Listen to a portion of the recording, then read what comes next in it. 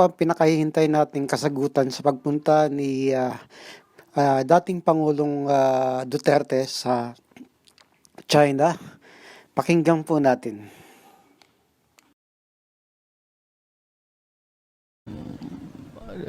One is yung bakit wala pa yung matagal yung code of conduct. It's becoming a very big issue.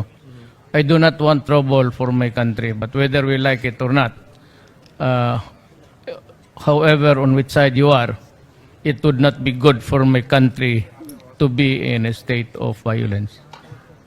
So it talk about the arbitrary ruling itself, and then the code of conduct, and yung other side, yung mga marine resources. Let us first be sure that we have the access. And I'm most interested in the exploitation of the natural resources. Para sa akin, kung if it's without touching on the validity of who's the real owner, takes time, we can start the talks. But I'm most interested in the extraction of the natural resources. Sir, di ba po sinabi niyo before, dalawang beses niya, April and October, and then President Xi said could mean trouble. What if he says again that... Then I will think about it. I will just keep it to myself first, because at that stage, nothing would really be a very significant development. But once we have set the agenda, let's talk first about jurisdiction, the COC, and the exploitation of the natural resources of my country. Since as far as I'm concerned, we own it. So that is my position. We still own what we are claiming. Sir, but what prompted you to decide that now is the time to discuss the arbitral? Well, good as any other time. But remember, I have about 2 more years plus months left.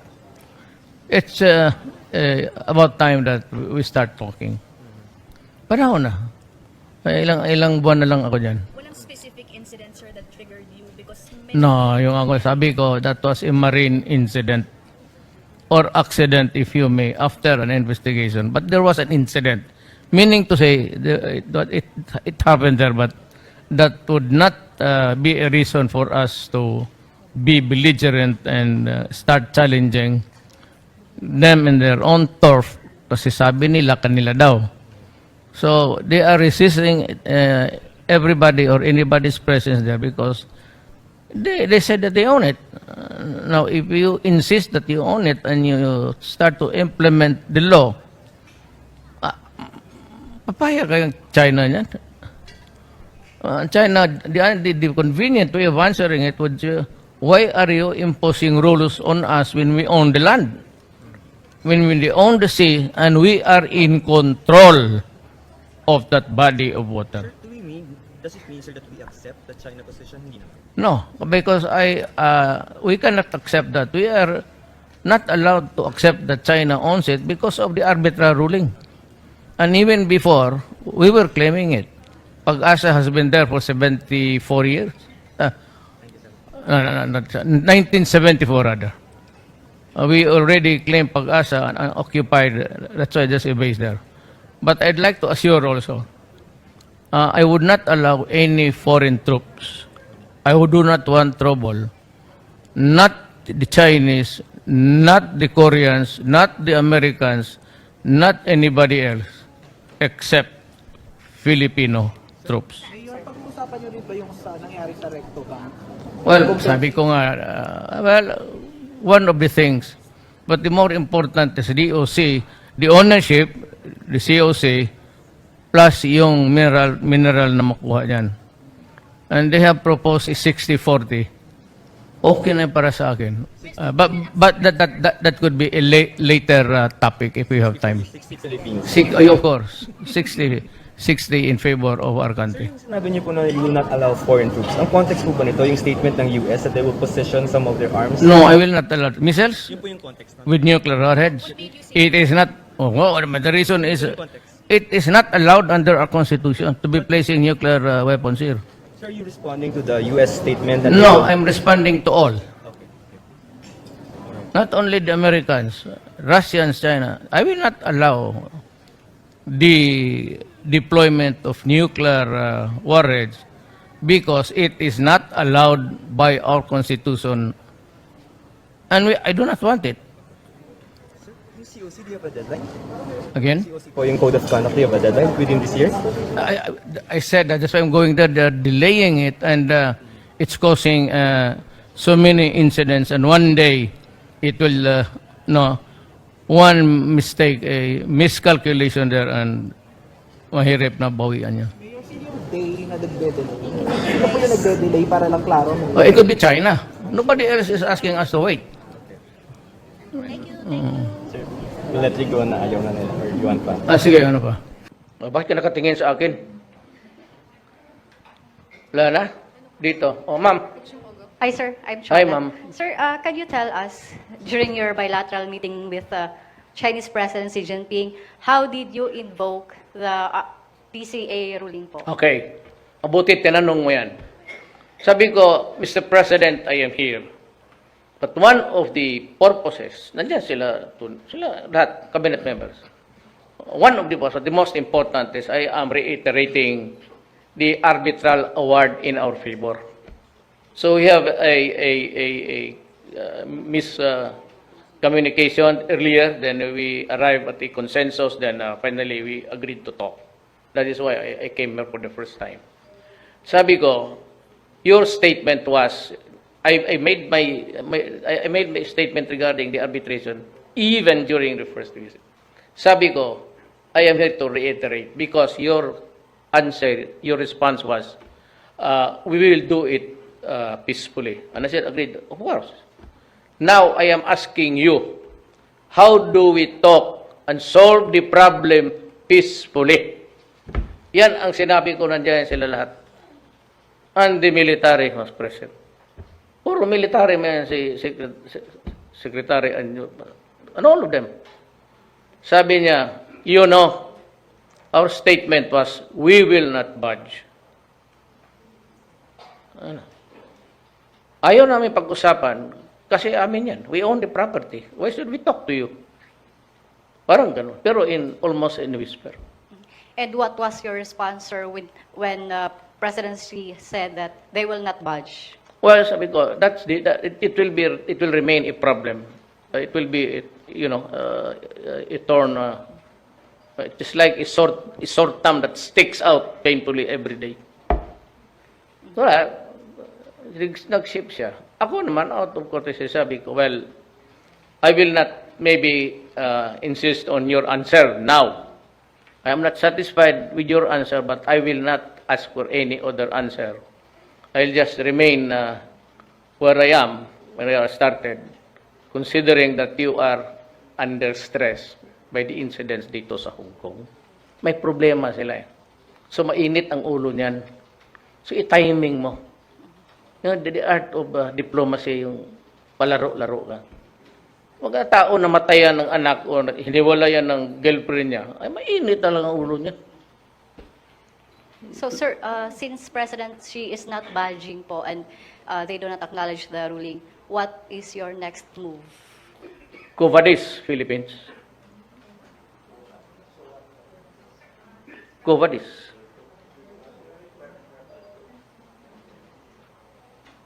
If I go to war, you must all agree with me that we will go to war. Because, it will be the end of our civilization. They just tell me. If we go to war, we go to war. If we die, we all die. If we are defeated, which is really... Now, can America save us? Is America ready to go to war? Pag pinaputok ko yung isang barko dyan, the missiles would be like, it will rain on us. Is America ready to? Sabihin mo, if I go now to the Spratly Islands or whatever, paputukan ko sabihin ko sa Navy, basagin mo yung isang barko nila or maritime itong Coast Guard nila. Pag sumabog yan, magtanong ako, pakitanong ng Amerikano, if that scenario would happen suddenly, are you ready also to rain send you like rain to China. Sir, Madali lang man. It's easy to say na you enforce maritime laws. Ako ang may-ari, magpunta ka dyan sa Manila Bay tapos sabihin mo sa akin na hindi ako makapagpangisda dyan. sir, Hindi, because they're claiming it as their own. And ang masama dyan, they are claiming it as their historical right. And they have the control over the property. Yan ang problema natin. Kung makatulong kayo by suggesting, is there any other suggestion? Or have you heard of any sane solution short of going to war? With China saying, we will not budge. That was the interpretation.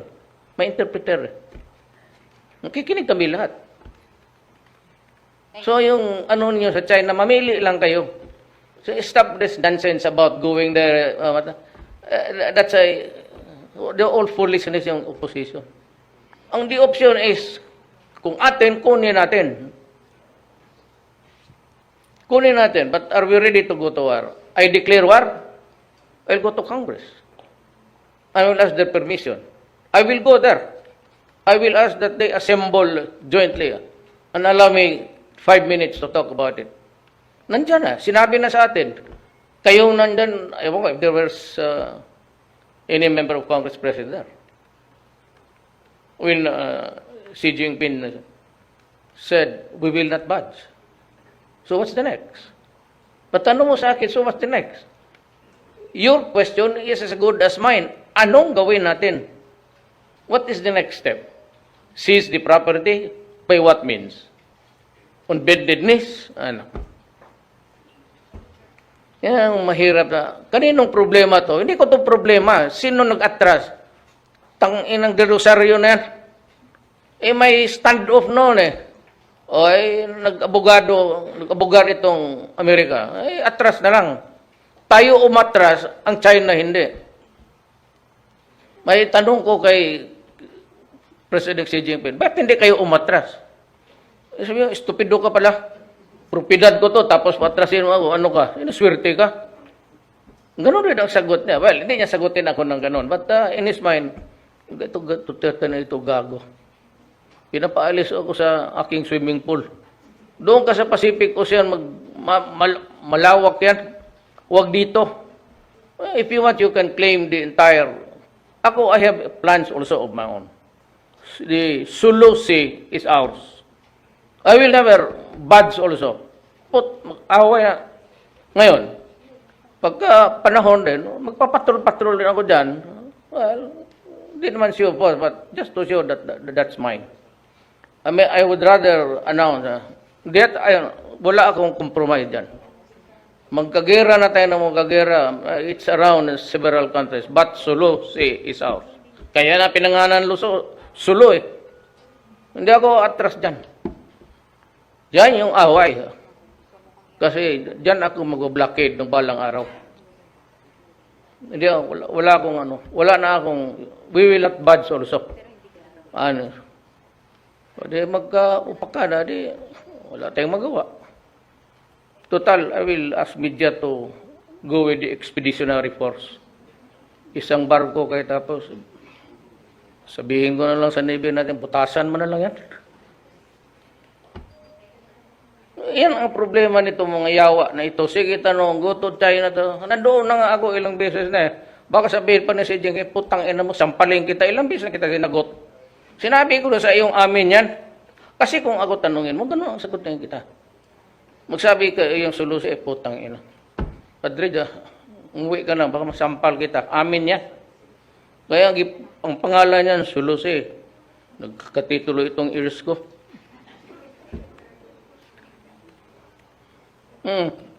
That's it. Thank you, Mr. President. Ano pa? Oo, sige. Hannah. Walang magtindi ka. Sir, one last. Ah. Sir, yung tungkol po sa appeal ni President Xi Jinping na total banning po ng online gaming po, ano po yung magiging position niyo dun sa POGO, sir? We decide on to benefit the interest of my country. Maybe out of courtesy, I will listen to you. Pero I decide. I decide that we need it. Maraming mawalaan ng hanap buhay. Anyway, it's government control. Pag ito namang mga yawa kayo, pantay kayo ha, kayong mga concessionaire. Pag nagkamali kayo, hindi kayo mag-remit, isang non-remittance lang, you better close. Tapos mag-usap tayo. Huwag kausapin ninyo yung, huwag ninyong mag-ooperate kayo. Itong gawin ko sa inyo, pupuntahan kita sa bahay mo at doon tayo mag-usap.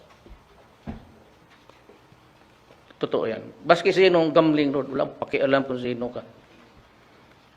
Ang aking backup, hindi ako Lord, but backup ako ni Lord. My God, pupuntahan kita, tapos doon sa bahay mo. Hindi ako magdala ng security. Maybe yung driver lang, punta ako sa iyo.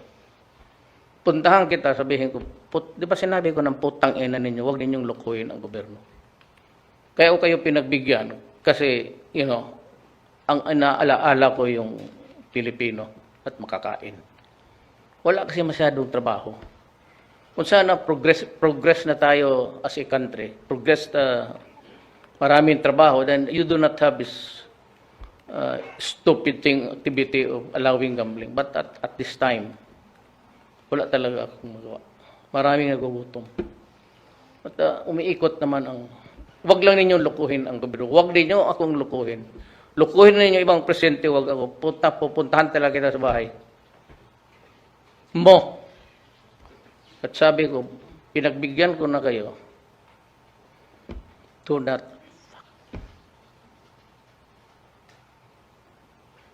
I'm sure you will be sad pag dumating tayo sa panahon.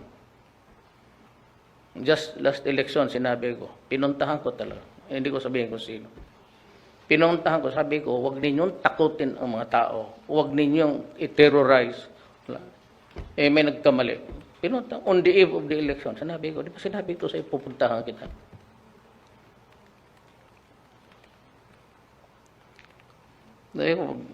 Isa pang patay, balikan kita dito. Papatayin kita.